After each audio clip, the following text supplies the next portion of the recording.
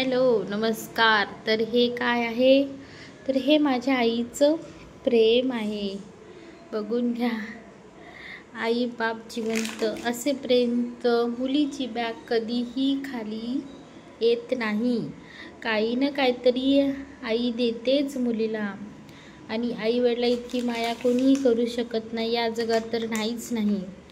आणि ते प्रेम पण नाही भेटणार कुठेच, नाही विकत सुद्धा नाही भेटणार। तर मूग डाळ, उडीद, मसूर आणि तूर डाळ आणि बेसन आणि बरंच काय काय दिलं आहे, ते मी सगळं ठेवून दिले।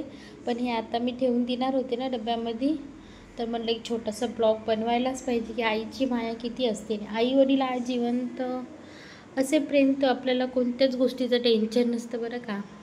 आपल्याला काही टेन्शन असेल तर आपण बिनधास्त आई वडिलांना सांगून देतो। तर खरंच आई वडिला इतकी माया नाही करू शकत कोणी। हे बेसन इथे मी पण दळून आणू शकते, कारण मला ऑलरेडी तिने भरपूर अशी डाळ दिलेली आहे। अजून 5 किलोच्या वरती चण्याची डाळ आहे। पण एक माया म्हणतात ना ती, हे सगळं उदाहरण आहे बघा। त्यालाच म्हणतात माहेर। पण आई वडील जिवंत असे प्रेम तर ह्या सगळ्या घरच्या डाळी आहेत बरं का, बिना केमिकलच्या। पूर्ण मसूर डाळ आईकडे नव्हती, ताईनं बनवली मसूर डाळ माझ्यासाठी स्पेशली। तर माझ्या छोट्याशा ब्लॉगला नक्की सपोर्ट करा। बाय।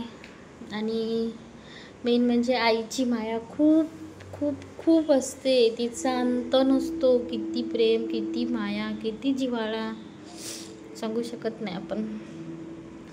तर बाय बाय। व्हिडिओ आवडला तर लाईक करा, कमेंट करा आणि सबस्क्राईब करा।